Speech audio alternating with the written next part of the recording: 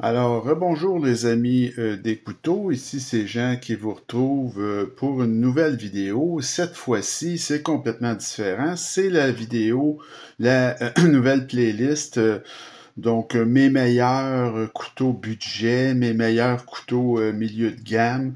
On fait comme une espèce d'élimination. Moi, évidemment, j'ai fait une première élimination parce que j'en ai une quarantaine dans les budgets et je vais commencer par vous présenter les 10 meilleurs selon moi et on va réduire ça après à 5 couteaux.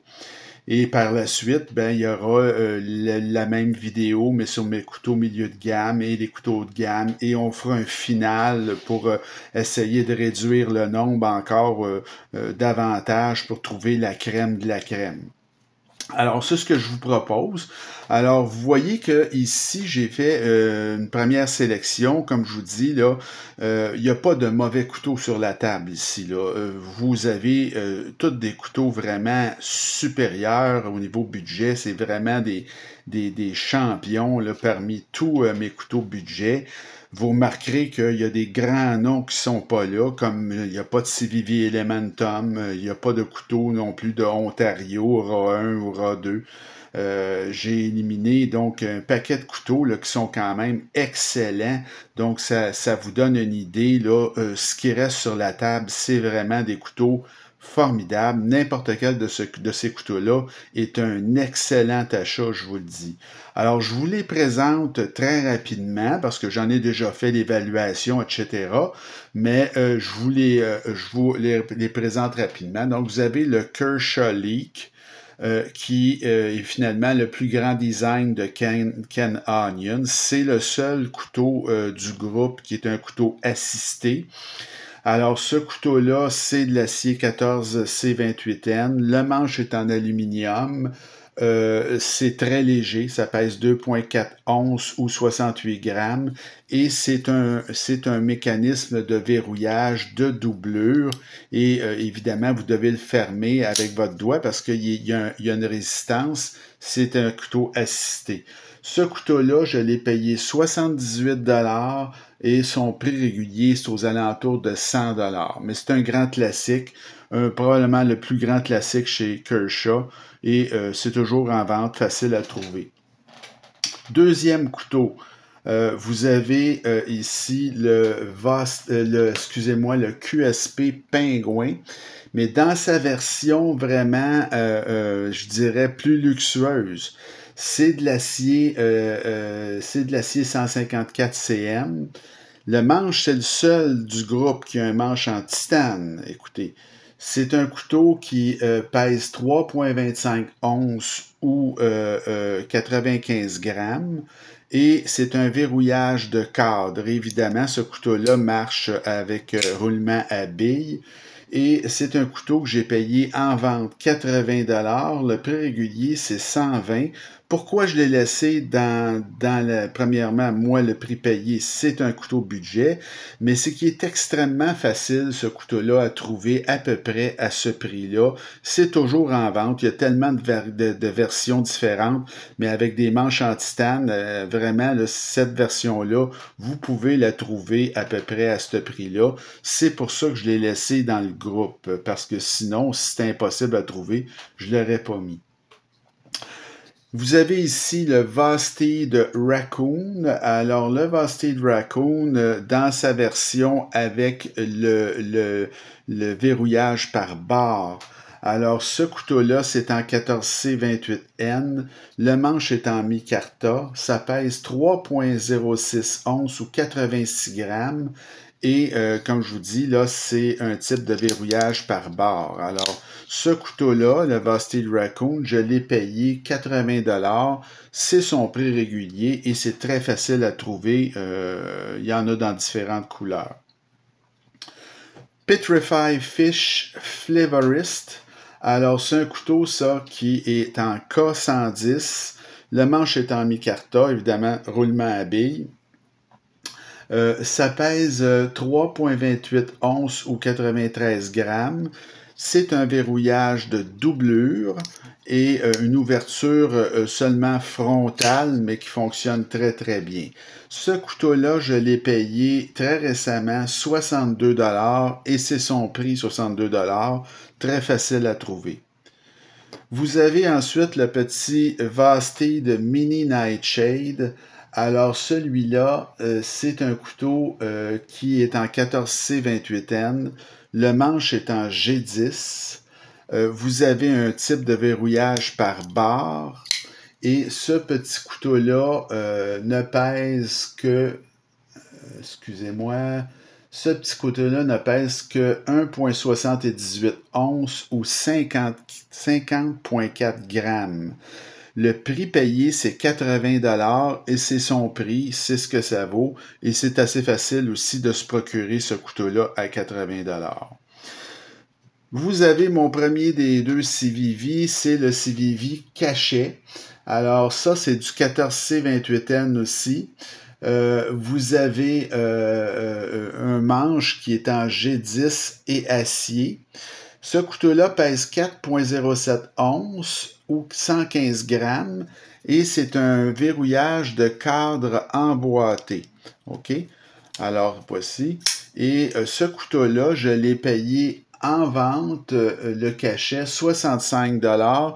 Son prix régulier est aux alentours de 90, mais je vous dirais que vous pouvez le trouver en bas de ça. Donc, c'est pour ça que je l'ai laissé dans les couteaux budget. Vous avez ensuite son petit frère, le CVV Banaret.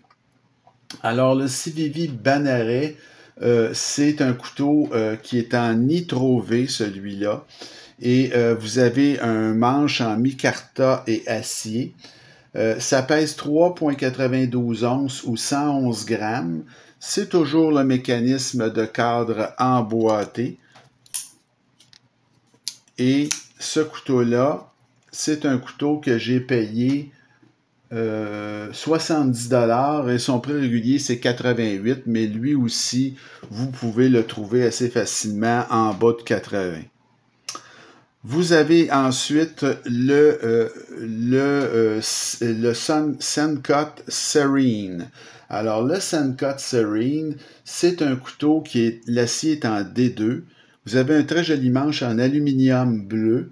Ce couteau-là pèse 3,43 onces ou 97 grammes. Et c'est un bouton lock. Alors, comme ceci, avec la gâchette pour l'ouvrir. Ce couteau-là, je l'ai payé 65 $ et c'est toujours son prix, 65 $. Et ça aussi, c'est assez disponible. Ensuite, vous avez sûrement reconnu le fameux CJRB Pyrite dans sa version originale. Alors, acier AR RPM 9. Le manche est en acier. 3,7 onces ou 104,8 grammes. Et lui aussi, c'est un bouton lock qui ouvre avec une gâchette. Le prix de ce couteau-là, payé 65 $, toujours en vente à 65 $, évidemment, grande vedette. Par la suite, un autre CJRB, alors celui-là, c'est le Echo. Alors, le CJRB Echo, toujours en acier AR RPM 9. C'est un manche qui est en fibre de carbone G10, donc un laminé, 1/3, 2/3. Ça pèse 3,81 onces ou 108 grammes et c'est également un bouton lock qui, lui, est une ouverture frontale ou avec le trou de pouce, comme vous aimez mieux. Et ce couteau-là, je l'ai payé 75 $ et c'est toujours en vente 75 $. Alors ça, c'était pour ma petite revue rapide de mes 10 meilleurs couteaux budget. Maintenant, je vais en éliminer 5. Donc, j'en enlève 5 que je crois, à mon avis, qui sont moins, disons, qui sont excellents, mais qui sont moins excellents que les 5 derniers, évidemment. Alors, le premier que je vais retirer, c'est le CVV Cachet. Pourquoi? Il est très très bon ce couteau-là, c'est pleine grandeur, je l'aime beaucoup, mais l'architecture de cadre emboîté, ça donne un couteau qui est pesant. Alors c'est un couteau qui est plutôt lourd, du côté lourd des choses, mais quand même très très bien, très convenable, un couteau pleine grandeur. Même affaire avec son petit frère, le Banneret, qui est légèrement moins lourd. Ils ont fait des trous dedans. Lui aussi, un très, très bon couteau, vraiment pleine grandeur. Il n'y a pas grand-chose à redire. C'est vraiment excellent, ce couteau-là. Mais bon, c'est un petit peu plus lourd, puis en tout cas, c'est peut-être moins intéressant que certains autres qui restent sur la table. Un autre couteau que je vais enlever, puis je me marche sur le cœur pour l'enlever, c'est, moi, vous savez que j'aime les petits couteaux très légers. Celui-là, il est fantastique. Le Vastid Mini Nightshade, mais je vais l'enlever. Pourquoi? Parce que justement, il est très petit. Puis je sais que la forme de lame, entre autres, ne convient pas à tout le monde. Ça a une allure qui est un peu particulière. Moi, j'adore ça. Mais si j'y vais avec, disons, les gens en général, bon, alors c'est un couteau qui est un peu particulier et très très petit, alors je vais le retirer, mais si c'était juste de moi, il ferait partie des 5 gagnants. Par la suite, je vais retirer le Echo. Alors, pourquoi je vais retirer le CJRB Echo? Ben, c'est encore une fois, c'est parce que on peut pas faire autrement que de le comparer au Pyrite. Et à cause de la forme de lame, je vous dirais, qui est un peu moins populaire que la forme de lame du Pyrite, ben, ça fait deux couteaux pareils. C'est vraiment formidable comme couteau. Ça, c'est un design de Ray Laconico. Écoutez, c'est vraiment fameux. Mais à cause de sa forme de lame et le fait que c'est une ouverture frontale ou avec trou de pouce, c'est moins, disons, commode ou populaire que le CJRB Pyrite, disons, là, d'origine. Alors, le dernier que je vais enlever, le dernier que je vais enlever, c'est le Petrify Fish Flavorist.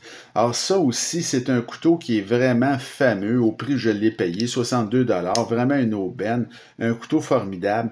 Mais c'est une ouverture frontale, ça ne convient pas à tous, même si elle est très très bien faite, cette ouverture frontale-là, elle est très facile. Il y a des gens qui n'aiment pas les ouvertures frontales. C'est moins évident à ouvrir que une gâchette ou un goujon de pouce, mettons. En plus, la forme de lame, ben, c'est particulier. Moi, j'aime beaucoup, mais encore une fois, c'est pas tout le monde qui va apprécier cette forme de lame-là.